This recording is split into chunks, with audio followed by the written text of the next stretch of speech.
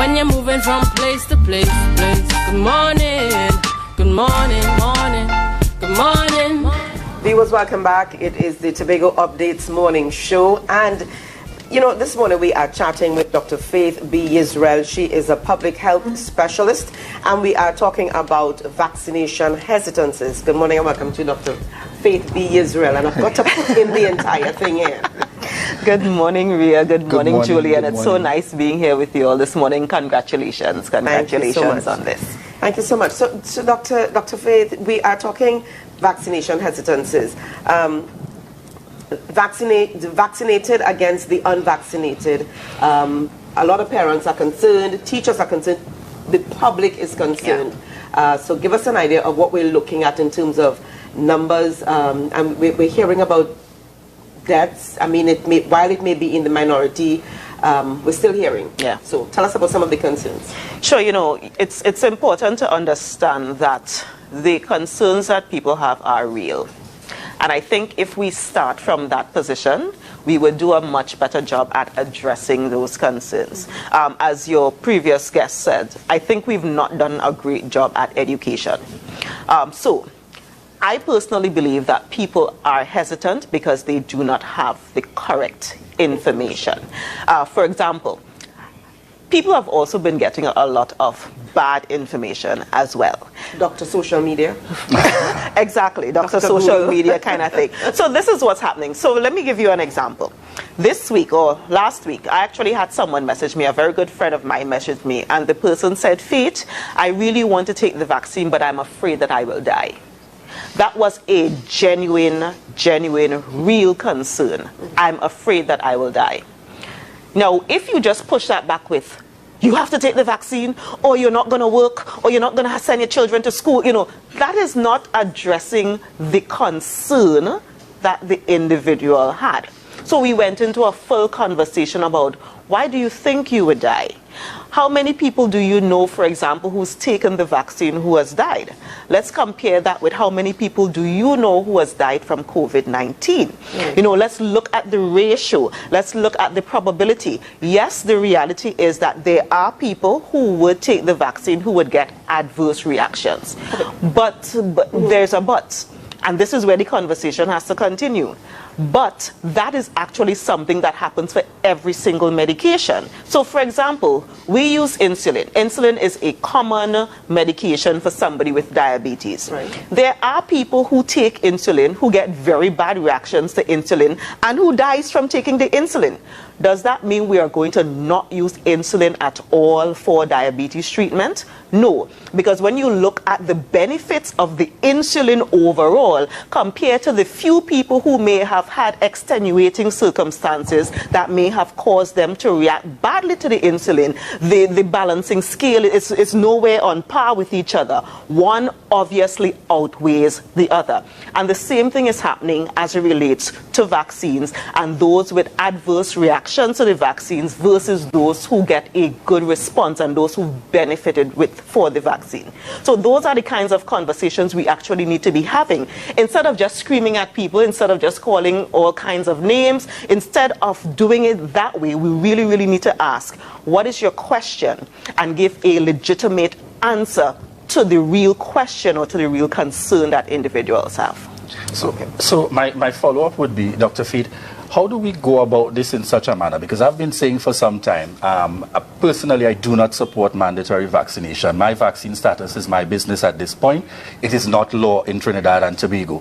However, I do not discourage persons, all right, in terms of, but I believe it's a situation where we use a mechanism where you're seeing more forcing, right, versus what you are alluding to in terms of educating. And we have seen a little more efforts come. And I said recently, I actually liked the fact when I saw the minister, I saw by virtue of some social media posts at Citygate, and then you have the division now going out into communities. What are the best case strategies to really reach out there to encourage people rather than our current mechanism or what has happened initially when the vaccines came, which is trying to instill this sense of fear, and if you don't take it, this is what will happen to you kind of scenario? Right. So the best case scenario is to give accurate information. I think what we did up front is we did not provide information.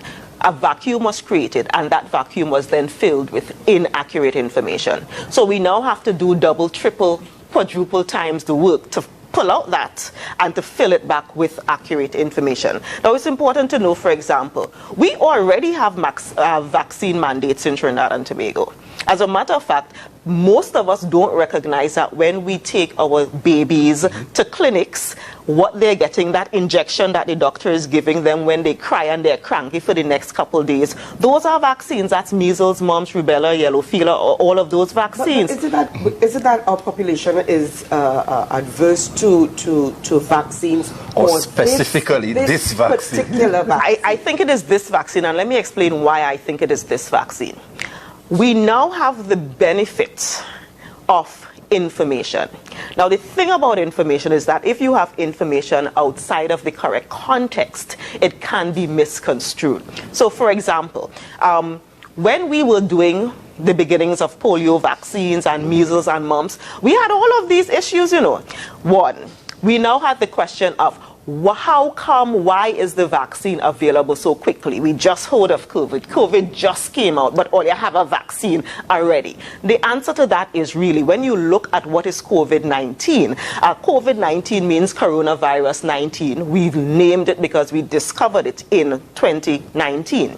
The virus that causes COVID-19 is SARS-CoV-2, severe acute respiratory syndrome, coronavirus 2. Now, the 2 is important. It means this is the second version of it. Remember 18 years ago when we were talking about SARS in China? Right. Remember that? It's the second version of this virus. So it is actually not a new, as in straight out from scratch. We actually have had scientists studying SARS for over a decade. Now, the other thing that has happened is that the technology that is necessary to create the vaccines have actually improved. But the technologies for creating everything has improved. Remember when we used to have those big back TV? 20, 30, 40, 50 years ago. Now we have the flat screen. I can lift one, I can lift two in both hands going my way. The same way the technology has improved for creating a TV, creating a car, creating everything else. The technology has also improved for creating a vaccine. So, you know, that is why we are able to benefit from a vaccine being able so quickly compared to 20 years ago. As a matter of fact, I tell people I am thankful that I actually live in an era where we have this kind of sped up technology, because I would not want to live in this to experience COVID-19 20 years ago. I would not have wanted to do that. And you know, it touches on the question for the individual. I know you made the analogy with vaccines prior. And it's always a question that comes up for, you know, medical professionals, you know, in your area specifically. Vaccines prior gave us a sense of comfort that when I took the vaccine, I don't have to worry about being affected at all. This vaccine, however, doesn't give us that same kind of comfort. Can you just explain for the viewer, the distinction as quickly as you could? Sure. So by the way, it goes back to knowledge. The vaccines that we had before, none of them gave us 100% assurance, but most people don't know that. So when you look at the data, measles, for example, if you gave 100 people, 100 children measles vaccine, about 6 or 7 of them would still get measles. That is a fact. That is the data out there. But if we did not know that, we thought that measles was 100%. And that applies to every single vaccine out there. So this is not new as it relates to COVID-19. Now, the difference with COVID-19 is that it is actually caught easier. So the transmission of it is faster. Therefore, if you have more people interacting, even if you have people with the vaccine, you feel that you have more people who have contracted it, even though they were vaccinated. But then again, it goes back to looking at the data. When you look at it, it is not a 50-50. So, for example, when you look at the number of people who got COVID, look at the vaccinated, look at the unvaccinated. They're not on par with each other. We have in certain countries where it's 17-1. 17 people, you know, is not vaccinated, but only one of that whole group is vaccinated but got COVID. And you have to ask yourself what happened. It's like, again, every other medication. You may take it and I may take it, and because something else was happening with me at the time, it didn't work the way it should have. So probably somebody who was immunocompromised, meaning their immune system did not respond to the vaccine the way it should have responded to the vaccine, they may actually end up getting COVID-19 after, because they did not build the level of immunity we expected them to build because of what was happening inside of them. And I'm glad that you raised that issue. So quite recently, a father and son in Trinidad who were fully vaccinated died from the COVID-19 virus. In Tobago, a 61-year-old male, no comorbidities, yeah, we've got to get that right, no comorbidities, and yet he also died. I mean, and again here, yes, these numbers are in the few, they are in the minority, but also making the headlines for persons who are not vaccinated. But why should I? Why should I?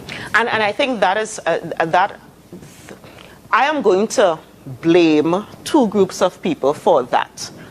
I'm going to put that part on the media also, because the media also highlights these as single cases as if they represent a majority. And if that is all you're seeing on the front of the newspaper, that is all you're seeing when you listen to the news, you think that that is the majority, when in fact it is not. But I also put blame on the health professionals who have actually not been giving us all of the information to put that into context. So for example, I use this example all the time. A friend of mine actually sent me an article a couple months ago. This was when we just got AstraZeneca. We were all talking about how AstraZeneca, you know, the blood clots associated with AstraZeneca and that kind of thing.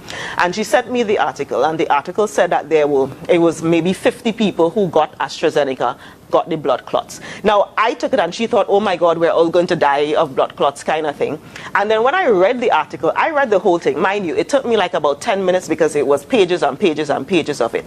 All the way down to the end, it said that it was the 50, but out of a couple million people who had actually taken the AstraZeneca. So when you look at the ratio, it was less than 1%, less than 0.5%, less than 0.005% of the people who had actually taken the AstraZeneca that got the blood clots. But all she saw was the headline, the 50. And not 50 out of many, many millions. And that is what I say, we have to be very careful when we have information, that we take it into full context, because that makes a huge difference in how we interpret what the information is telling us. So, Dr. Faith, we've had some information out there that seems to suggest that the unvaccinated pose a risk to the larger population, and that probably has extended to our education system scenario now, where decisions have been made. And similarly, you see scenarios where those who are vaccinated, it's almost as though it's creating a divide in our world, in our island, and in our society. My question is, scenario, we are told by virtue of the public health specialists like yourself and other medical professionals like yourself, that the unvaccinated or the vaccinated can contract COVID. The vaccinated might be better able to handle it because of the vaccine. So therefore my question is the unvaccinated really a risk to the vaccinated person? Or rather, is the vaccinated person a little safer even if I am in the space of an unvaccinated person? Just explain that to me in the context of this large divide that we are seeing, when in fact I think you should be more comfortable naturally. I should be more comfortable if I am the vaccinated, whether or not people around me are unvaccinated. So your thoughts? This is a situation, and you've asked so many questions there. That's a whole show. One. And this is also a wrapping up, by the way. Now, by the way, one. When you talk about vaccinated versus unvaccinated, the fact that we are talking about it in this divide is part of the problem.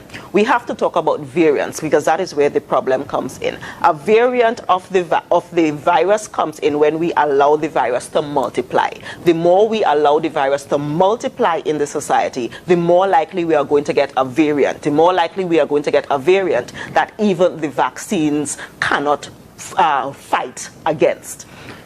Does that mean that who is affecting the other, that kind of thing? I would prefer not to have it have the discussion in that way. It's important to know that the more we allow the virus to multiply, the more likely we are going to get a variant that even the vaccines cannot combat, and that is where the issue is. Now, you're talking about natural immunity, for example, versus acquired immunity. Natural immunity works if you survive. Many of us are not surviving. That is the issue. Natural immunity works, and let me put that into context, works to some degree if you survive, because when we get natural immunity, the part of the virus that your body becomes immune to, in essence, varies. It's not standard, it's not specific.